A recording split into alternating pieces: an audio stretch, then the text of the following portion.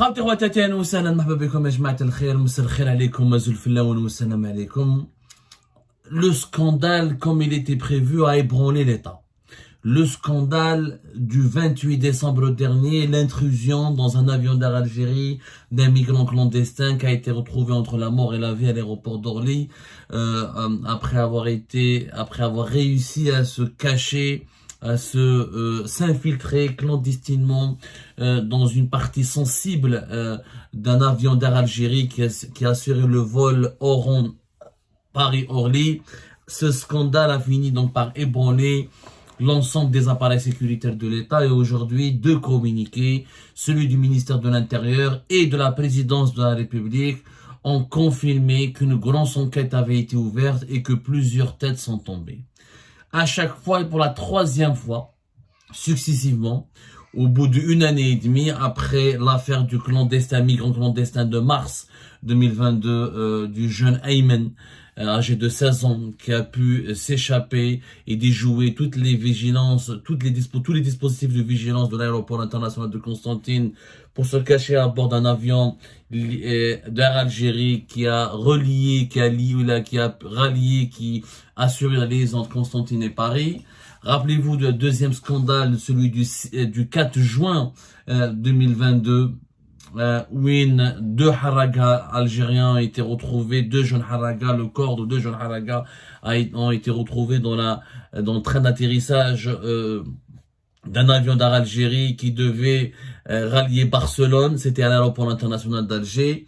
Et le 28 décembre dernier, c'est donc un autre jeune haraga qui a pu donc s'infiltrer dans des conditions troublantes, extrêmement scandaleuses, parce que s'il n'avait pas été un haraga, s'il avait été un terroriste, il aurait pu commettre un attentat meurtrier qui aurait pu ravager ou décimer entre 200 et 300 passagers en provoquant un séisme international, puisque cet avion devait atterrir sur l'aéroport, sur la piste de l'aéroport d'Orly, en France, l'une des capitales occidentales les plus fréquentées au monde. Alors, que disent les informations qui ont été publiées par la présidence algérienne? D'abord, c'est la Direction générale de la sécurité intérieure qui a ouvert une enquête.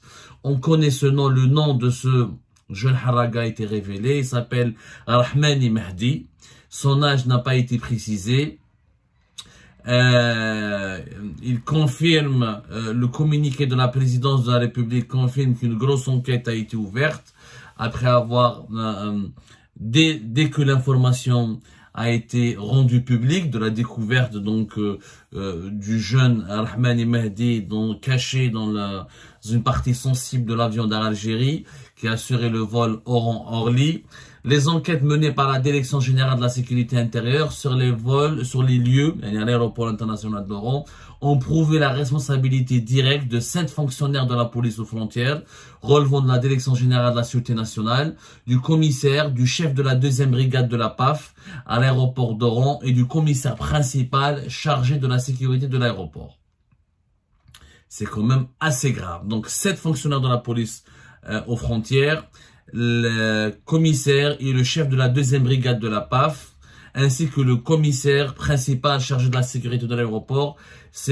Toutes ces personnes ont été relevées de leurs fonctions et devraient donc être jugées ou traduites devant un conseil de discipline. Leur niveau de responsabilité n'a pas été déterminé avec précision. Et quel est le rôle qu'ils ont joué réellement dans cette infiltration de ce migrant clandestin au sein d'un avion d'Air Algérie. Mais les Bénèches, qu'est-ce qu'ils ont fait? Visiblement, ils ont failli à leur mission. C'est-à-dire, ils n'ont pas accompli, ils n'ont pas fait correctement leur travail. C'était eux les principaux responsables de la sécurité de l'aéroport. Donc, le commissaire et le chef de la 2e brigade de la PAF à l'aéroport d'Oran et le commissaire principal chargé de la sécurité de l'aéroport, ainsi que les 7 fonctionnaires de la police aux frontières, ce sont les personnes qui, ce jour-là, devaient assurer la sécurisation du périmètre de l'ensemble de l'enceinte aéroportuaire et du périmètre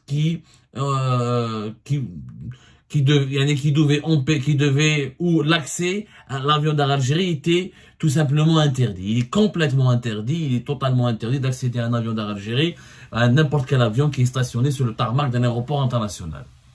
Le même communiqué nous apprend aussi que les enquêtes de la DGS et la DGSI, je rappelle, ce sont les services secrets algériens.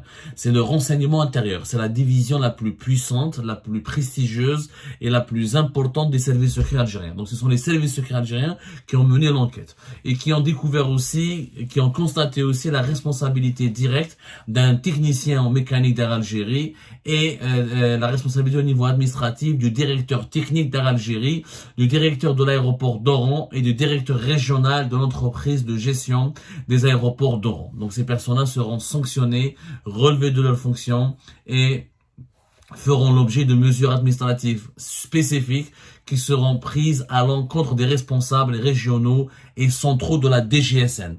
Alors le communiqué de la présidence de la République cite des responsables centraux régionaux de la DGSN, de la police algérienne, qui feront l'objet de mesures administratives spécifiques. Donc des grosses têtes vont tomber, ont d'ores et déjà tombé, que ce soit au sein de la police ou là au sein d'Air Algérie, comme au sein de la gestion de l'aéroport d'Oran. C'est un scandale c'était prévisible qu'on allait se diriger vers des sanctions extrêmement sévères et extrêmement exemplaires. Mais, encore une fois, la principale question, on ne trouve pas de réponse à la principale question. Comment Hada Mahdi Rahmani a pu s'infiltrer au sein d'un avion d'Air Algérie? On parle de responsabilité de la police aux frontières, on ne nous dit pas tout. يعني ما قالولناش كيفاش السيد هذا دخل. دونك فهمونا يا جماعه هذه ما حابين، هذه حتى واحد ما حاب يفهمها لنا. ني في لافير تاع ايمن en mars 2022 في l'aéroport de Constantine, ni في l'affaire تاع les deux Haraga originaires de la banlieue d'Alger, originaire d'une banlieue tout proche de l'aéroport international d'Alger تاع Al Baida, en juin 2022, ni في l'affaire تاع le 28 décembre 2023. Quand même la principale question, on évite de répondre à la principale question. Comment font des Haraga pour pénétrer des infrastructures et des enceintes aéroportuaires hyper sécurisées? Quand on parle de défaillance, je veux bien comprendre. Qu'il y ait des complicités, il faudrait les déterminer. Quel type de complicité? Est-ce qu'il y a des réseaux maintenant de immigration clandestine? Et tu payes des gens au sein d'Air Algérie ou là au sein de la PAF, peut-être sur l'aéroport ou de c'est hyper dangereux ce qui est en train de se passer. Et puis, le deuxième constat. Des sanctions, oui, c'est bien, mais après, est-ce que ça sera efficace? Est-ce que ça va empêcher pour autant qu'il y ait prochainement une énième ou là une autre tentative d'infiltration clandestine ou d'intrusion clandestine ou d'autres intrusions de Haraga dans les avions d'Air Algérie? Est-ce que cela va empêcher qu'un tel scénario se reproduise? Visiblement non, parce que je vous rappelle que les mêmes sanctions ont été prises en juin 2022. En juin 2022, je vous rappelle, il y avait donc 4 individus qui avaient été placés en garde à vue, 9 fonctionnaires de la police dont des hauts gradés de la DGSN avaient été sanctionnés. Il y a eu donc une ouverture d'une enquête à tribunal d'Al Baida pour participation à immigration clandestine ayant conduit à la mort de 2 victimes. Il y a eu un branle-bas de combat énormissime. Des têtes importantes de la PAF sont tombées, comme 9 fonctionnaires. Et malgré cela, ça n'a pas empêché qu'une année plus tard, 1 année et demie pratiquement, c'est-à-dire en décembre 2023, le même scénario s'est reproduit. Quasiment le même scénario, c'est-à-dire que Haraga a pu entrer le plus normalement du monde. Comment il a fait, on ne sait pas encore. Est-ce qu'il a payé des gens? Est-ce qu'il a donné des pots de vin? Est-ce qu'il a corrompu? Est-ce qu'il a bénéficié de complicité? Est-ce que des gens l'ont introduit? Est-ce que, comme nous le rapportent nos sources, il s'est fait passer pour un bagagiste? Est-ce qu'il a imité ou l'a subtilisé l'identité d'un travailleur de l'aéroport international d'Oran? Mais la benache. Il n'y a pour le moment que des spéculations ou des informations qui nous parviennent de plusieurs sources, mais dont nous n'arrivons pas à les confirmer à 100%. Les sanctions, comme ce fut le cas en juin 2022, n'ont pas empêché le drame d'Oran en décembre 2023. Et là, ça nous amène à se poser une question sérieuse sur le fonctionnement de la police algérienne. Finalement, c'est tout le fonctionnement de la police aux frontières qui doit être revu et reconsidéré en extrême urgence.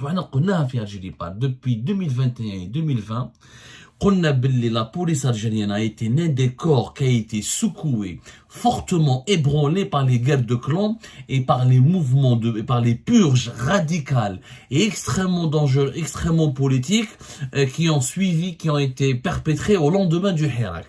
L'équipe d'Abdelghani El-Hamel qui avait dirigé la police avec Abdelghani El-Hamel, la police algérienne de 2017-2018, a été purgée, exclue, mis à l'écart, chassée, pourchassée.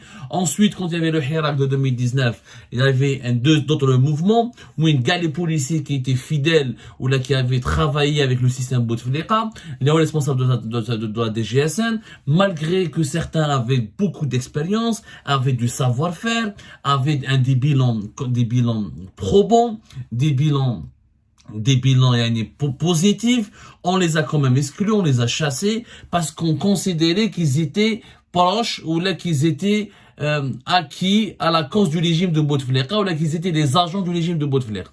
On les a remplacés par une nouvelle équipe et les chamboulements entre la purge qui a été menée contre le clan Hamel, ensuite la deuxième purge qui a été menée contre l'ensemble des hauts responsables de la police qui étaient proches du système Bouteflika, ont affaibli considérablement l'appareil, le bon fonctionnement de la DGSN, de la police algérienne. Notamment dans le département de la police aux frontières, qui est l'un des départements les plus sensibles et les plus stratégiques. On a des dizaines d'articles, une dizaine d'articles في Algérie Part. Ce que nous avions dénoncé, le mauvais fonctionnement de la PAF. هدرنا عليها وقلنا وخرجناها وعطينا des noms, on a cité des faits, on sait de 2020 à 2022, on a passé 2 années à enquêter sur les responsables à la PAF, sur les chamboulements, la déstructuration de l'intérieur de la DGSN. C'est que nous avons exclu des gens quand il y avait des cadres, il y avait des compétences, parce que في وقت بوتفليقة هذه ما صراتش. في وقت الهامل، في وقت عبد الغني الهامل هذه ما صراتش هادو les incidents, هادو les drames. À aucun moment, jamais de la vie, des jeunes, des haragas se sont infiltrés ou l'ont introduit clandestinement au sein des avions d'Algérie. Corrompu, les affaires, il avait des ambitions politiques, il faisait des abus de pouvoir. Les abus de pouvoir par rapport à ce que nous vivons aujourd'hui, ça reste de la chantilly quand même, hein, les abus de pouvoir de l'époque. Mais sa police était bien géré, les aéroports étaient bien tenus. Les aéroports algériens étaient considérés parmi les plus sûrs au monde. Nous n'avons jamais connu de telles défaillances. Aujourd'hui, en une année et demie, de 2022 à fin 2023, il y a eu 3 drames, 3 incidents extrêmement graves, et heureusement, ce n'était que des haragas, encore une fois. Mais quand il y a un constat, c'est qu'avant, la police était mieux gérée, mieux structurée, mieux outillée pour protéger les aéroports, que le fonctionnement de la police auparavant était plus cohérent. Cela signifie quoi? Que toutes les responsables qui ont été exclus auparavant, qui ont été mis à l'écart, qui ont été chassés, qui ont été clochardisés, qui ont été victimes de vengeance, ou là qui ont été victimes de mouvements de purge totalement arbitraires, juste parce que ils étaient les collaborateurs de l'Hamel, ou là les amis de l'Hamel, ou là les collaborateurs, ou là des responsables appréciés par Saïd Bouteflika, ou là appréciés, ou là promus, ou là bien considérés par le régime Bouteflika. C'est le nihilisme. Le nihilisme, je sais pas comment vous expliquer ce que c'est que le nihilisme. Le nihilisme, c'est le changement radical. C'est quand avec le changement violent et radical, qui consiste à rejeter, à nier tout ce qui était avant nous et tout ce qui n'est pas comme nous. Le nihilisme, il est dangereux. Il est dangereux. On a enlevé Bouteflika, il n'était pas nécessaire de démanteler toute l'infrastructure de la police. Comme il n'était pas nécessaire de démanteler toute l'infrastructure des services secrets. Parce que les choses dans la DGSI, on a enquêté, mais les services secrets enquêtent. Pas de responsabilité. La sécurité des aéroports relève aussi de leur responsabilité. Il y a des bureaux dans la DGSI, les aéroports. Et les services secrets sont représentés. Les services secrets aussi fonctionnaient mieux avant. Il faut absolument dépolitiser la gestion des appareils sécuritaires. Il faut les dépolitiser et revenir à une gestion basée sur la compétence, sur le professionnalisme et sur l'exigence de résultats. Je m'en fous qu'un responsable ait été l'ami de Hamel, ou là le compagnon de Hamel, ou là il était proche de Saïd Bouteflika, ou l'Akhdam fi Waqt Bouteflika. S'il est professionnel, s'il était efficace, s'il a un bon bilan, s'il a de bonnes compétences, il faut le garder, le maintenir, le promouvoir. Il faut absolument stabiliser les appareils des institutions sécuritaires et arrêter de les mêler à des considérations politiques, à des opérations de vengeance politique, à des règlements de compte politiques. En affaiblissant les institutions sécuritaires, on a fragilisé notre pays. Et aujourd'hui, je vous dis, alhamdoulilah, ce n'est que des haragas. J'espère qu'il n'y aura pas un quatrième drame, une quatrième défaillance dans un autre aéroport du pays, et j'espère surtout que des mouvements armés ou là, des groupes malveillants ou là, des groupes terroristes ne cultiveront pas l'idée ou là, ne vont pas s'inspirer de ces haragas pour commettre des actes